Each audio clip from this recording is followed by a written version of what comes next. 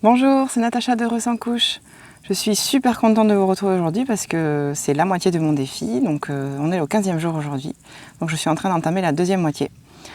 Voilà, donc j'ai toujours autant la pêche, j'ai toujours autant envie de répondre à vos questions et vous êtes très nombreux à me poser beaucoup de questions. Donc voilà, vous dites que vous avez une question à poser, mais vous en posez 2 ou 3 en général. Donc j'essaie de répondre à tout le monde, mais voilà, je vais faire du mieux que je peux. Et je pense que d'ici la fin de ce défi, j'aurai pas répondu à tout le monde, mais je continuerai de répondre soit avec des articles ou avec des mini-podcasts ou des mini-vidéos, mais j'essaierai de faire un peu plus concis.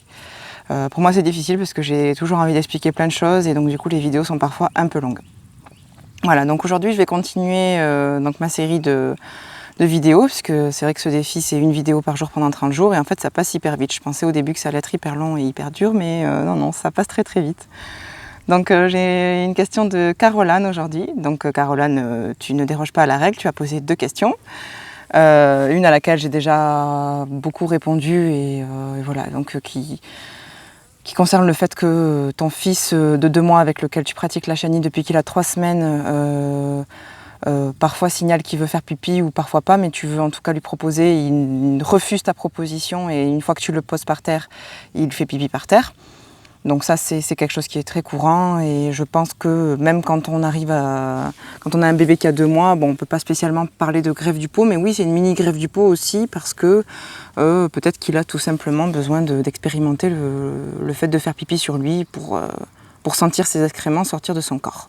Voilà, tout ça j'en parle plus en détail dans les précédentes vidéos, donc pas celle d'hier mais celle d'avant-hier, surtout. Voilà. Caroline, déjà pour répondre à ta première question, pardon. Ta deuxième question, elle concerne donc la chenille en famille, donc avec ton conjoint.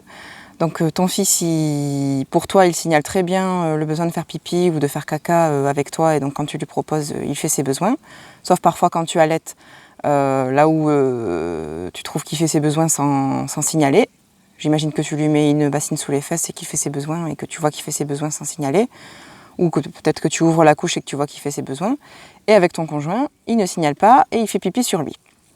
Alors ça, c'est tout à fait normal, puisque en fait, comme je le dis assez régulièrement, il y a autant de façons de pratiquer la chenille que de bébés. Et ça s'explique et ça se conçoit aussi assez clairement, c'est que en fait, pour lui, vous n'êtes pas une famille. Tu es encore la même personne que lui pour le moment parce qu'il n'a que 2 mois. Donc j'imagine plus souvent toi qu'il a dans les bras puisque tu l'allaites. Donc voilà, peut-être que vous êtes en cododo aussi, mais peut-être qu'il est de ton côté du lit, puisque peut-être que vous ne le mettez pas au milieu, que vous le mettez de ton côté. Puisque comme tu l'allaites, voilà, comme la nuit, si jamais vous dormez ensemble, eh ben, tu n'as qu'à le prendre et le mettre au sein. Donc il est quand même, je pense, le plus souvent près de toi. Et donc un enfant jusqu'à 8-9 mois considère que lui et sa mère sont un seul et même être. Il ne le considère même pas, c'est qu'il n'envisage même pas autre chose, parce que ça n'existe pas pour lui. Le jour où tu as accouché, il a vu ton regard, il a vu ta tête, mais pour lui, je pense que psychologiquement, on peut penser que tu es seulement une projection de lui-même, en fait. Comme s'il se voyait dans le miroir, en fait, parce que pour lui, d'ailleurs, le miroir n'existe pas. S'il se voit dans le miroir, il ne se reconnaîtra pas, il ne sait pas que c'est lui. Pour lui, toi, tu es lui. Et ce qu'il sent de son corps, c'est toi. S'il te sent contre lui, tu es le même corps que lui. Donc, en fait, vous êtes encore une seule et même personne pour lui. Donc déjà, ça, c'est une première chose qui est très importante à prendre en considération. Quand on fait la chenille en famille, c'est tout à fait normal si ça ne se passe pas aussi bien avec le conjoint ou si ça se passe différemment en tout cas.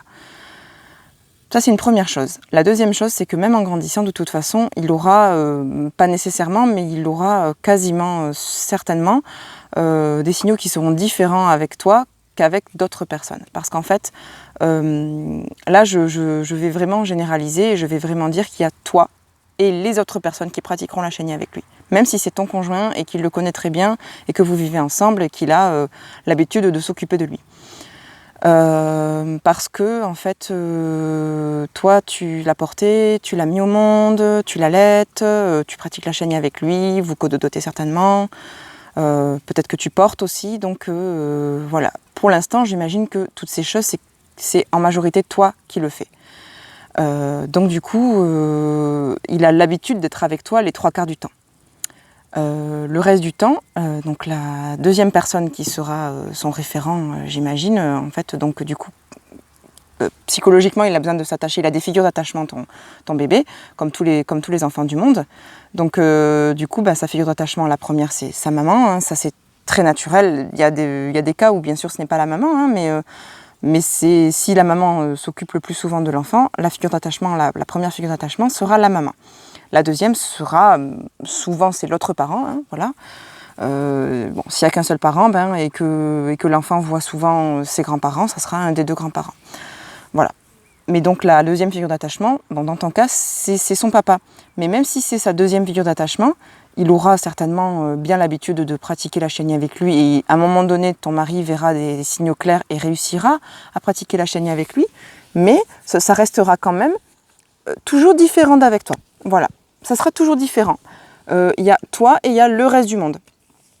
Et d'ailleurs, quand ton mari commencera à prendre ses habitudes au niveau de la chenille avec ton fils, voilà, il remarquera que lui, il a son chenille avec lui, mais que si, par exemple, vous le laissez en garde chez ses grands-parents et qu'il décide de pratiquer la chenille, ou qu'il repère un signal et qu'il le place au-dessus du pot ou des toilettes, eh bien, ça sera certainement des signaux qui seront différents si vous avez l'occasion d'en discuter.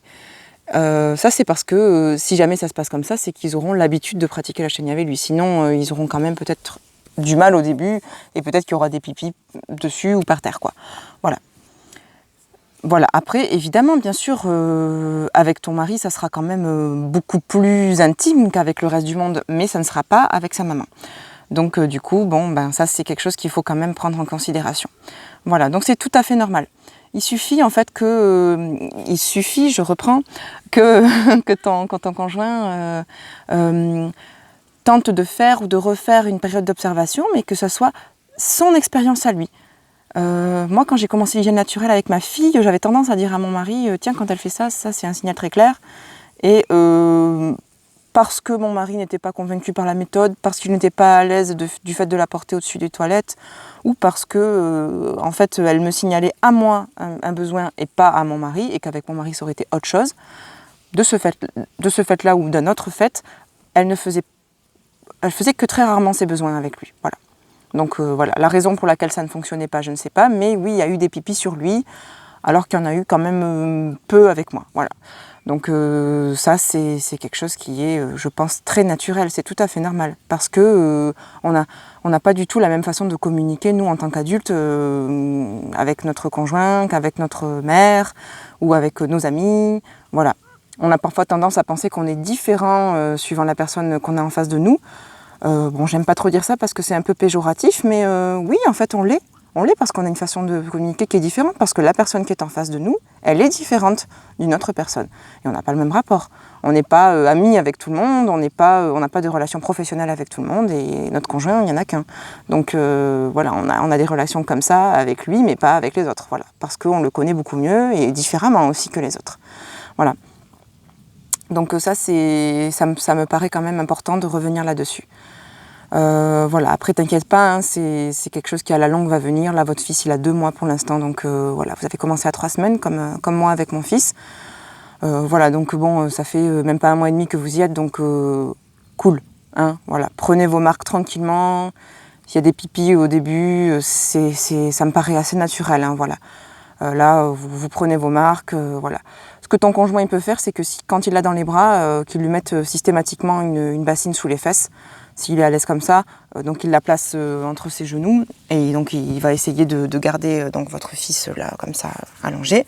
Voilà, et la bassine il la cale entre ses cuisses et donc du coup il aura toujours la bassine qui sera sous les fesses. Et si vous décidez de lui mettre une couche, peut-être qu'il essaie d'ouvrir la couche pour voir du coup le moment où il fait ses besoins, et au moment où il verra qu'il fait ses besoins, il peut essayer de capter un signal. Voilà, et comme je le disais à une maman il n'y a pas longtemps, des fois les signaux, ça ne paraît pas être des signaux, ça ne va pas être des pleurs ou une certaine mimique, un enfant qui pousse, non. Ça va être parfois simplement un bébé qui fait ça, quoi, avec ses mains. Voilà, ou un bébé qui serre fort les poings. Quand ils sont nourrissons, ils serrent fort souvent les poings. Voilà, des fois il serre fort les poings. Sauf que s'il fait pipi dans sa couche, qu'on ne voit pas qu'il est en train de faire pipi et qu'il serre fort les poings, on ne va pas capter que c'est un signal. On ne va pas se dire, tiens, ça c'est un signal de pipi. Non, c'est pas quelque chose d'évident. Voilà, a priori. Donc si jamais il l'a dans les bras et qu'il est ok avec ça, il peut soit ouvrir sa couche si vous lui mettez une couche, soit lui mettre une bassine sous les fesses et du coup, Voilà, et faire sa période d'observation de cette manière-là. Voilà, et petit à petit, il prendra ses marques et ça sera du coup son achénie à lui aussi. Voilà, c'est tout ce que je peux te dire, Caroline, sur tout ça, et vraiment, il n'y a rien d'inquiétant là-dedans, c'est tout à fait normal. Voilà, alors j'espère que tout ça t'aura convenu et que tu vas pouvoir essayer de mettre des choses en place prochainement et que tu me feras ton retour aussi.